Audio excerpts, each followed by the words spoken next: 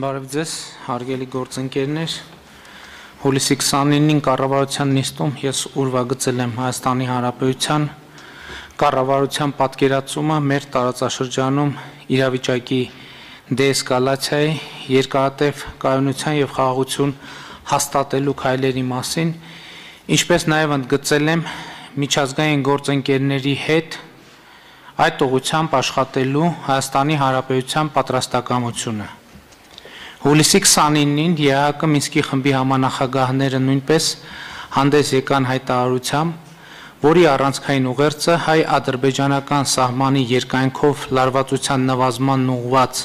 քայլերի ձեռնարկումն էր, սադրիչ քայլերից եւ հայտարարություններից զերծ մնալու Ադրբեջանին եւ Հայաստանին ուղղված կոչը, ինչպես նաեւ հակամարտության համընդգրկուն եւ տևական կարգավորման շուրջ ԵԱՀԿ Մինսկի խմբի համանախագահության հովանու ներքո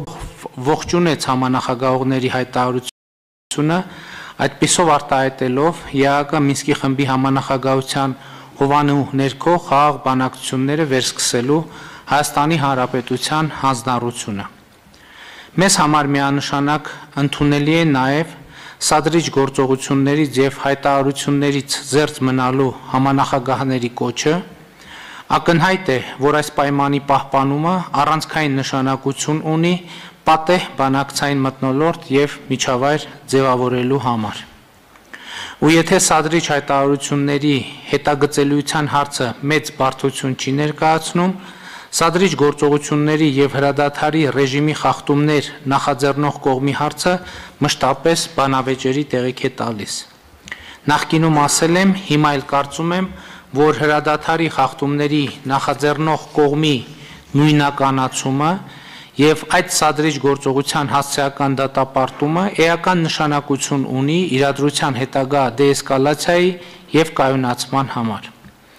Այսուհանդերձ նման գործառույթը դժվար է պատկերացնել առանց միջազգային մոնիտորինգի մեխանիզմի գործարկման։ Հուլիսի 29-ի ելույթում այս հարցին նույնպես անդրադարձել եմ,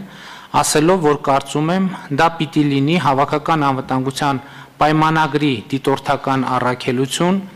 իսկ եթե ՀԱՊԿ-ի համար դա ընդունելի չէ,